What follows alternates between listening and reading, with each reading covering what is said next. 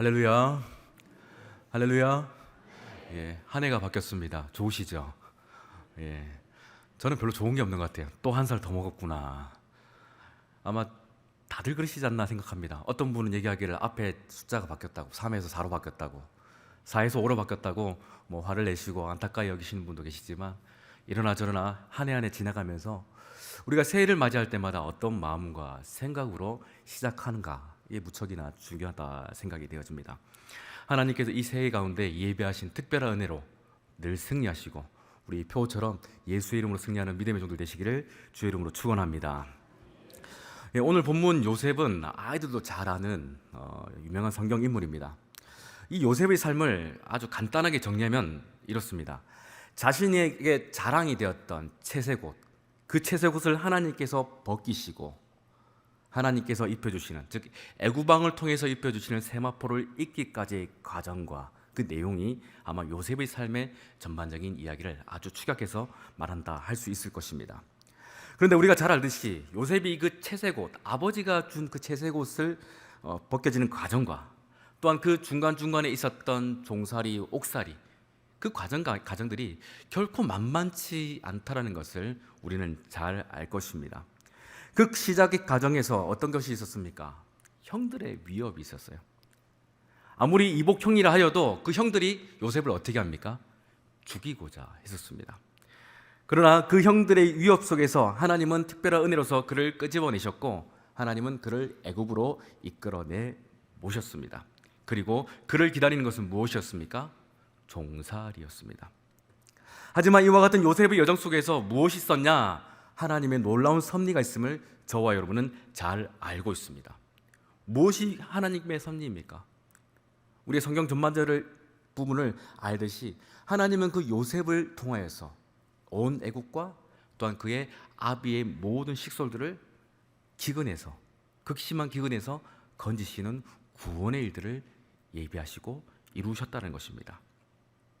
그러니 우리는 요셉의 삶을 바라보면서 우리는 생각하기를 우리도 혹은 나도 내 아이들도 요셉처럼 애굽의 총리가 되었으면 좋겠어 라고 바라보기보다는 하나님께서 그의 삶 가운데 허락하신 특별한 섭리, 그 옥살이, 종살이가 하나님 앞에서 어떻게 이루어져 가고 있는가, 즉 하나님의 실현, 하나님의 구원의 일들이 어떻게 진행되고 있는가를 바라볼 수 있는 영적인 지혜가 있으시길 간절히 바랍니다. 우리는 새해를 맞이합니다. 새해를 맞이하면서 저마다 특별한 기대가 있고 또한 다짐들이 있을 겁니다. 어떤 다짐이 있으십니까?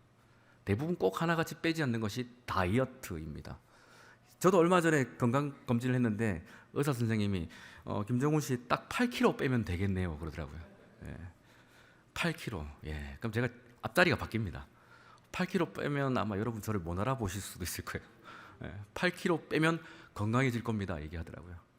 가능할까 싶기도 합니다. 아마 저뿐만 아니라 건강을 위해서 혹은 미용을 위해서 다이어트를 꿈꾸시는 분도 계실 것이고, 아니면 자격증 혹은 공부, 여러 가지 저마다의 어떤 그 새해를 맞이하는 기대들이 있고 어떤 다짐들이 있을 것입니다.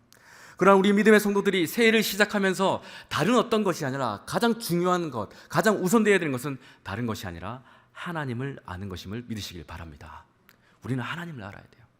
우리가 믿고 있는 하나님이 나를 어떻게 생각하시는가, 나를 어떻게 이끌어가고 계시는가에 대한 하나님에 대한 분명한 이해가 없다면 우리는 또한 힘든 시간들을 반복할 수밖에 없을 것입니다.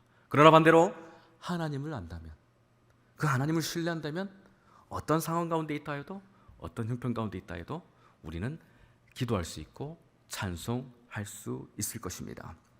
그러니 우리는 지금 시간 하나님을 바라볼 수 있어야 됩니다.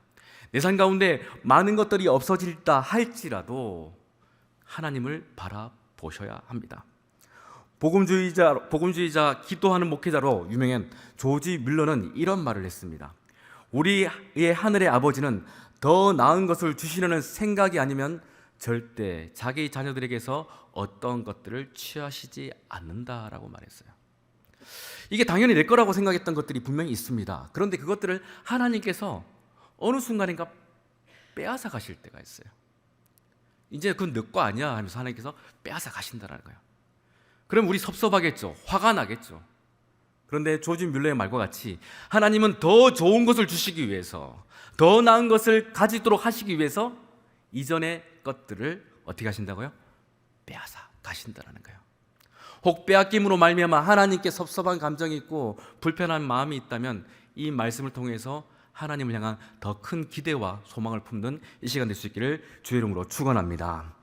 그러니 내가 자랑했던 채색옷 빼앗기는 상황, 형들의 위협으로 말미암아 종으로 팔려가는 여정, 그와 같은 여정들이 나의 삶이고 내 모습이라 할지라도 우리는 어떻게 해야 됩니까? 나의 하나님은 좋으신 하나님이다, 나의 하나님은 선하신 하나님이다라고 고백하며 찬양할 수 있어야 한다는 것입니다. 할렐루야. 그 하나님 고백할 수 있어야 돼요. 그 하나님의 믿음의 고백이 우리 성도들의 모든 찬송이 될 수 있기를 주의 이름으로 축원합니다. 혹시 요셉을 잘 모르실까 해서 한 번 더 간단하게 설명을 드리겠습니다. 요셉은 누구의 아들입니까? 야곱의 11번째 아들이죠. 이복 형들이 참 많았습니다. 그러다 보니까 시기와 질투도 많았습니다. 그런데 아버지의 그 특별한 사랑으로 말미암아 형들은 그를 죽일 듯이 늘 바라봤습니다. 그런데 거기에 더해서 요셉은 꿈을 꾸며 그 꿈을 어떻게 합니까? 형들에게 자랑하듯 말합니다. 그러다 보니 형의 분노는 극에 달하게 되었고 때가 왔을 그때에 형들은 요셉을 죽이려고 했습니다. 그래도 유다의 만류로 인하여서 요셉은 어디로 갑니까? 이스마엘 상인에 의해서 은 20에 애굽으로 팔려 보디발의 집에 이르게 됩니다. 형들의 미움으로 말미암아 종으로 팔려온 요셉의 삶은 슬픔, 고통, 무엇보다 원망이 가득했을 것입니다. 어찌 보면 그 마음속에 복수심 또한 가득했을지 모를 것입니다. 저것들은 형들도 아니야 하면서 이를 갈고 이를 갈면서 분노했을 것입니다. 그의 삶에 어떤 것도 위로가 되지 못했을 것입니다. 그저 그의 삶 가운데 상상해보면 위로라는 것은 굶주린 배를 채울 수 있는 작은 빠간조각일 것이고 지치고 고단한 몸을 데울 작은 수프 한 잔, 국 한 잔, 그것이 전부일 것입니다. 이와 같은 요셉의 삶을 상상해 본다면 어떻습니까? 그의 삶 가운데 하나님이 함께 하시는 것 같습니까? 아, 이 요셉은 나의 사람이야 하면서 하나님께서 함께 하시는 것처럼 여겨질 수 있다 할까요? 혹은 우리의 삶이 요셉처럼 누군가에게 배신을 당하고 믿었던 사람에게 큰 일을 당함으로 말미암아 내 삶이 공고해지고 내 사랑했던 가족들이 어려움을 당할 때에 그래도 하나님은 나와 함께 가셔, 그렇게 고백할 수 있을까요? 아마 쉽지 않을 겁니다. 요셉이 걸렸던 그 누더기, 세색 옷을 빼앗기고 그가 입을 수 있었던 것은 종들이 입는 누더기 뿐이었습니다. 그 누더기를 입은 요셉의 모습이 어찌 보면 이 시간 우리들의 모습이었고 지난 한 해 동안 힘들게 걸어왔던 우리들의 심령일 수도 있다는 것을 기억해 봐야 할 것입니다. 그와 같은 상황 속에서 우리는 극단적으로 하나님을 내 신앙의 자리에서 밀어내려 할 수도 있을 것입니다. 하나님을 향하여서 섭섭한 마음을 과감하시게 드러내면서 하나님, 나에게 왜 이러십니까? 내가 무엇을 잘못했다고 하면서 하나님께 그와 같은 말들을 연시 쏟아낼지 모릅니다. 주위를 둘러보면요, 힘들고 어려운 분들이 참 많습니다. 그러다 보니 이 괴로움과 힘듦으로 인해서 주님 앞에 기도하시는 분들이 있죠. 간절함과 절박함으로, 더 나아가서 시간과 장소를 정해서 하나님께 간절히 기도하시는 분들도 있습니다. 그들의 역경과 고난의 상황들을 들어보면 참 무엇으로 위로해야 될지 참 어렵기만 할 때가 있습니다. 기도하면서 우리가 찾는 것은 무엇입니까? 하나님, 이렇게 해주시면 안 됩니까? 이렇게 해주셨으면 좋겠는데, 이렇게 해주셔야 하나님의 뜻, 하나님의 영광, 나의 만족 되지 않을까요? 하면서 우리는 하나님께 계속해서 변론하듯 심하게 따집니다. 도리어 내가 원하는 그 답을 하나님께 납득을 시키려고 하나님께 이렇게 해주세요, 이렇게 해주세요 하면서 우리는 하나님께 협박조의 강요의 기도도 우리는 서슴없이 할 수 있다는 것입니다. 여러분, 성경의 인물 중에서 고난과 역경하며 떠오르는 인물이 누구입니까? 바로 욥일 것입니다. 욥은 인내의 사람으로 우리가 잘 알고 있습니다. 그렇죠? 예, 욥은 인내의 사람. 그러나 욥도 인내의 사람은 어디까지 합니까? 욥기 2장까지만 인내합니다. 3장이 되면서부터는 그가 어떻게 합니까? 그가 입을 열어 자기의 생일을 저주했다라고 이야기를 해요. 그도 참다가 한계에 이르니까 그도 인내의 사람이 아니었어요. 이제는 입술로 하나님을 향해서 범죄하지 않았었지만 3장이 되면서 그는 이제 하나님을 향해서 원망을 하고 자기 자신의 삶을 저주하기 시작했습니다. 욥기 10장에 보면 이런 말씀이 있습니다. 같이 읽어보겠습니다. 시작.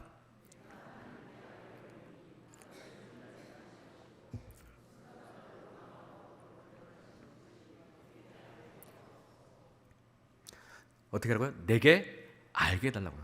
이 일이 왜 일어났는지 하나님 나한테 설명 좀 해보세요. 하나님 설명 좀 하십시오 라고 따져 묻는 겁니다. 너무 괴로우니까, 너무 힘드니까. 그리고 그 이후에 3절에 욥의 마음을 조금 더 잘 표현한 표준 세번역 버전이 있어요. 한번 보시겠습니까? 제가 읽어보겠습니다. 주께서 손수 만드신 이 몸은 학대하고 멸시하면서도 악인이 세운 계획은 잘만 되게 하시니 그것이 주님께 무슨 유익이라도 됩니까? 이렇게 따져요, 하나님께. 주께서 손수 만드신 자기 자신, 나 하나님의 사람이잖아요. 하나님의 피조물이잖아요. 근데 나를 이렇게 학대하고 멸시하는 것 왜입니까? 그런데 반대로 저것들, 하나님도 모르는 저것들은 왜 잘 됩니까? 그게 하나님께 무슨 유익이 됩니까? 라면서 하나님께 도리어 따져 묻는다는 겁니다. 이것이 혹시 우리의 마음 아니었습니까? 저에게도 그런 게 참 많았던 것 같아요. 어떻게 예수 안 믿는 사람들 저렇게 잘 되냐? 어떻게 예수 안 믿는 것들이 더 잘 되냐면서 하나님께 분통하면서 따져 물었던 적도 있습니다. 약삭빠르게 사람을 이용하면서 잘 풀려가는 인생들을 볼 때 과연 하나님의 공의가 있는가 라면서 하나님께 따져 물었던 적들이 저에겐 참 많았었습니다. 이러한 불편한 심경으로 하나님께 기도했던 우리 성도들 분명히 이 자리에 분명히 계실 것입니다. 어찌 예수 안 믿는 사람들보다 내가 더 어려움을 당하는가? 이런 질문들은요, 어찌 보면 우리의 평생에 빼낼 수 없는 질문일지 모릅니다. 그러나 여기서 중요한 질문을 하겠습니다. 저와 여러분이 믿는 하나님은 어떠한 하나님입니까? 정말 우리를 그 어려움 가운데서 영원토록 홀로 내버려 두시는 하나님이실까요? 저는 그런 분이 아니라고 확신합니다. 아멘이십니까? 하나님은 결코 우리를 그냥 내버려 두시는 분이 아니시라는 거예요. 구약 성경에 보면 하나님의 얼굴은 축복과 은혜 혹은 은총을 뜻합니다. 그래서 하나님께서는 아론과 그의 자손들이 이스라엘 백성에게 베풀 축복의 말 가운데 모세에게 가르쳐 주시기를 이렇게 얘기합니다.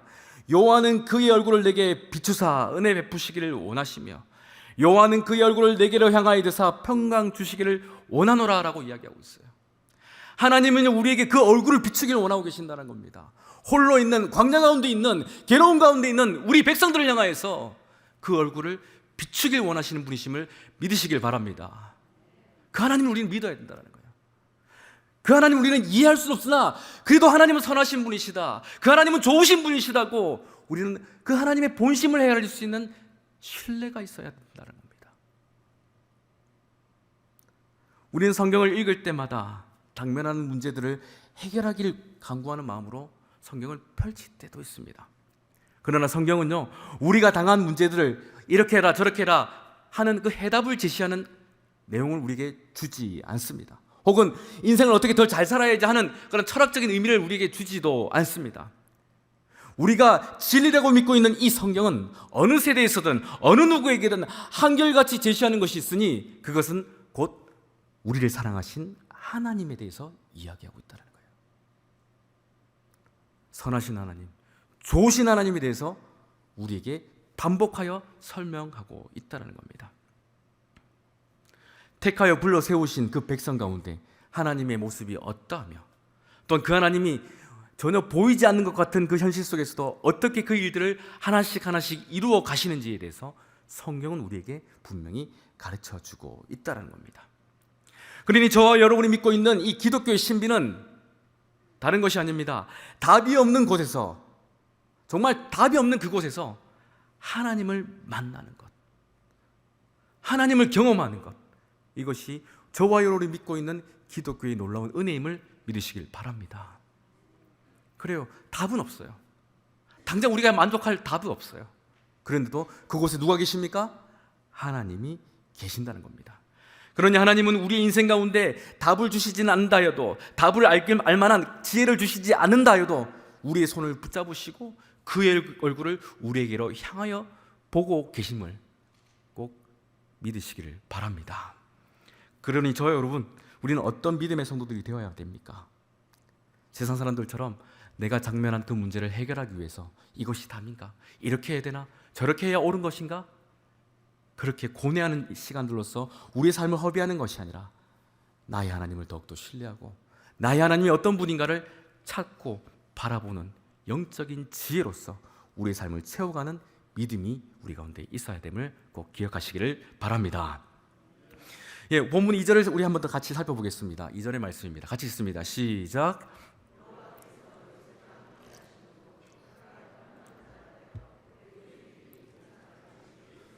자, 이 본문의 가장 중요한 단어, 잘 떠오르는 단어가 뭡니까? 저 노란색으로 표시해놨는데 형통이라는 단어예요.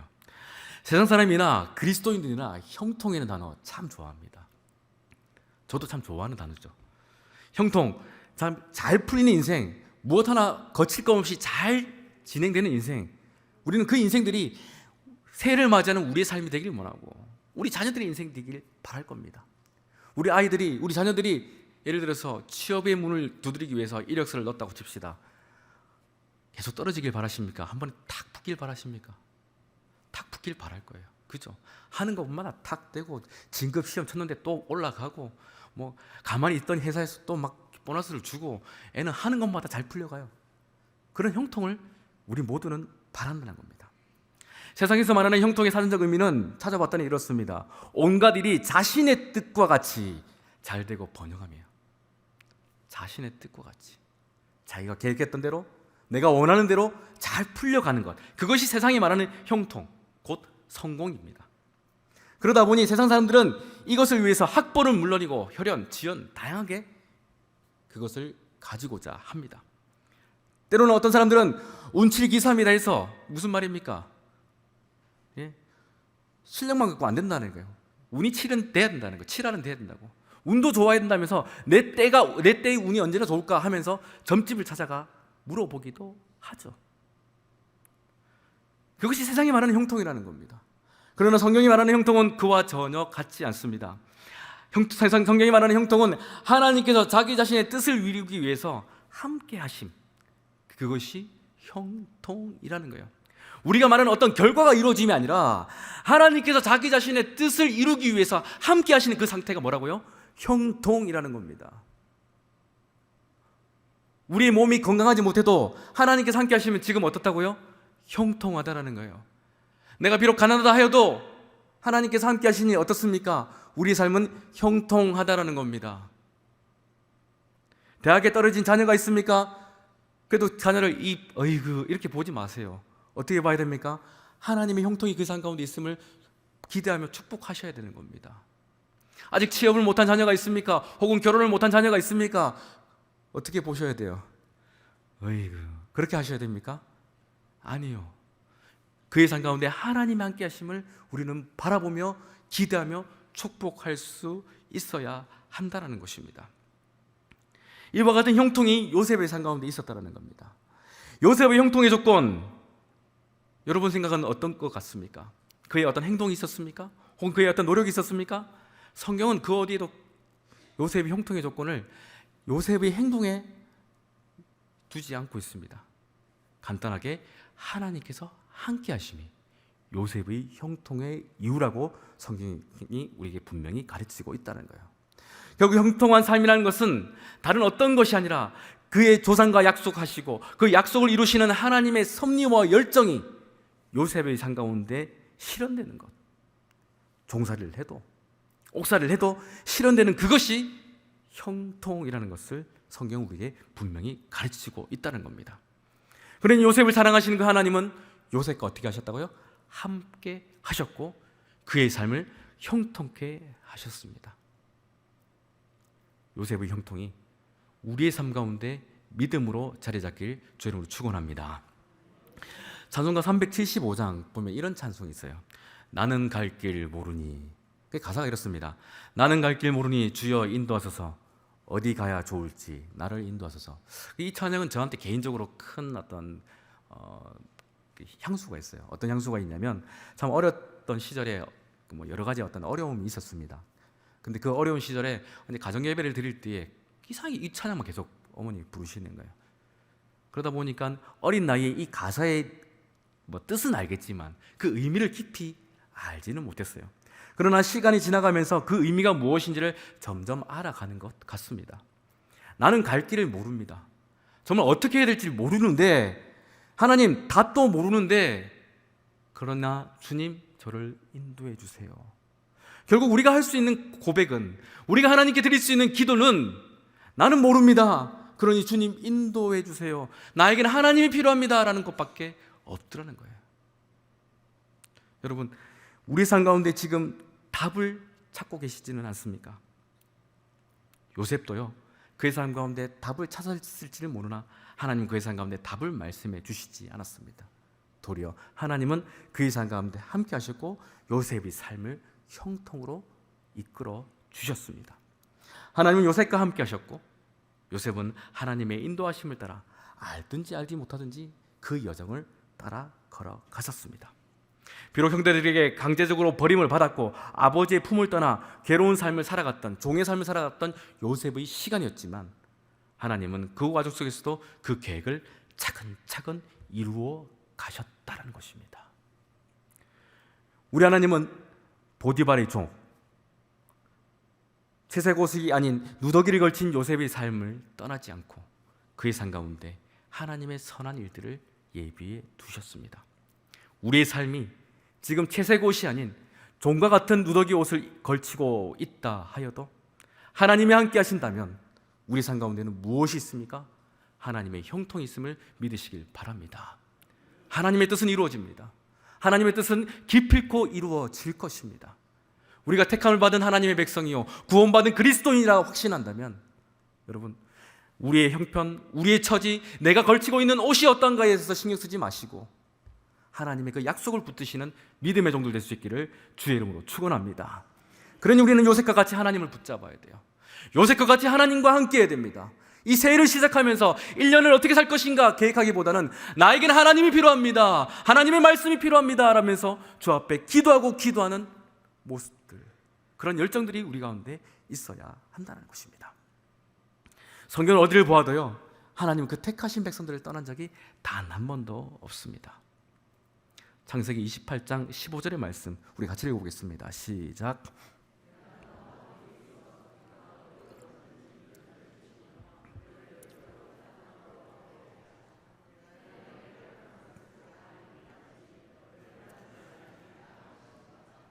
자, 뭐라 하십니까?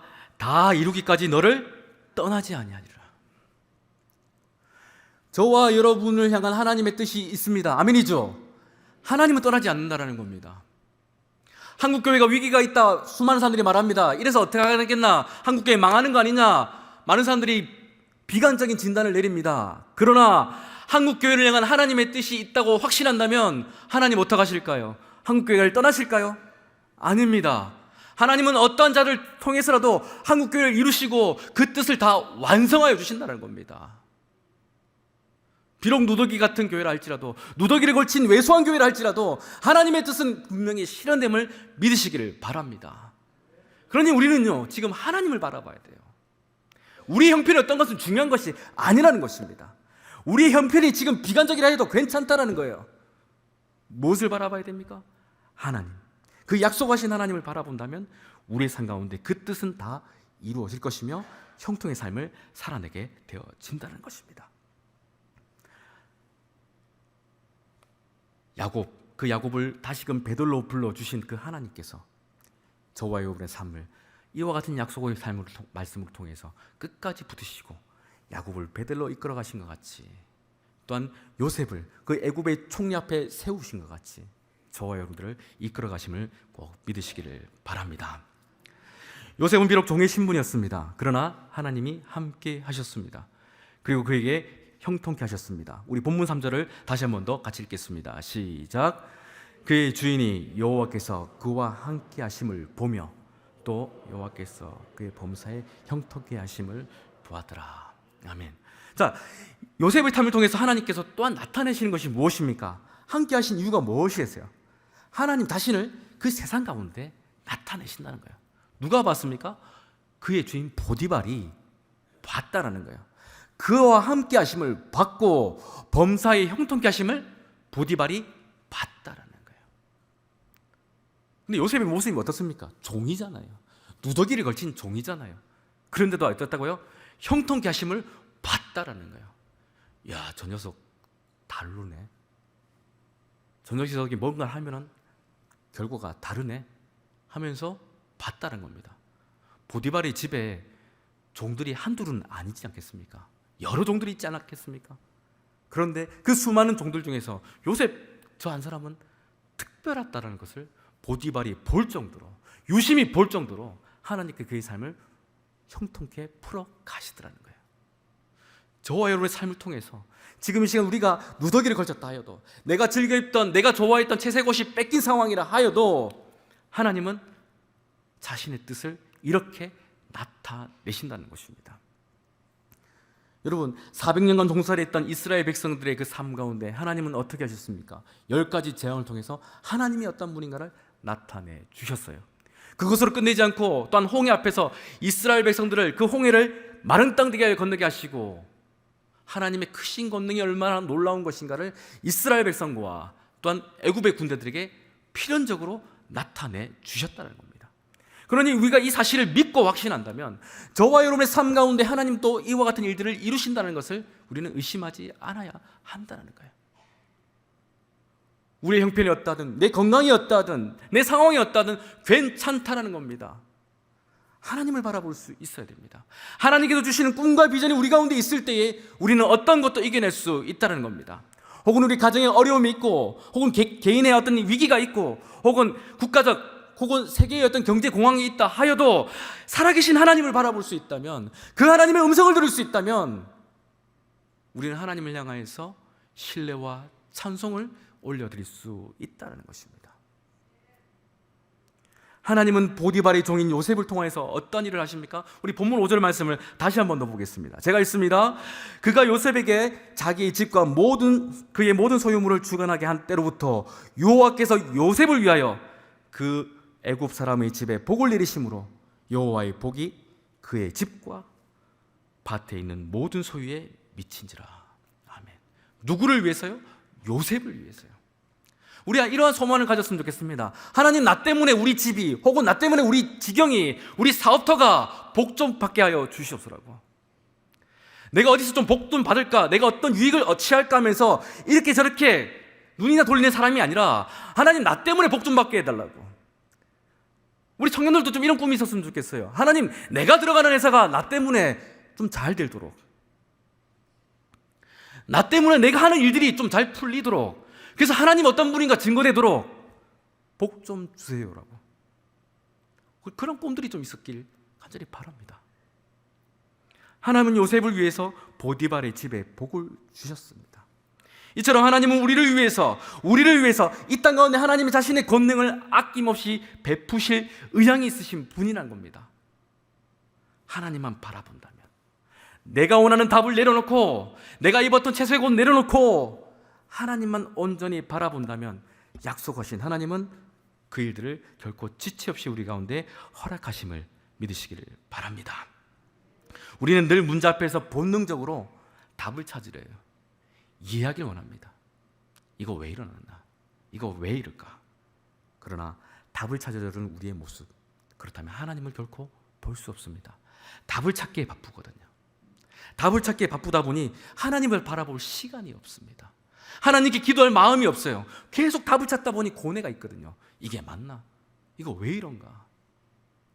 그러나 그거 다 내려놓고 하나님을 신뢰함으로 바라본다면 그 하나님께서 그 얼굴을 비추사 우리와 함께 하시는 은혜가 있음을 깨닫게 되어질 것입니다. 그와 같은 은혜로서 우리가 나아갈 때 하나님께서 우리 삶을 어떻게 이끌어 가시는가, 하나님께서 우리 삶을 어떻게 주장해 가시는가를 우리는 보게 된다는 겁니다.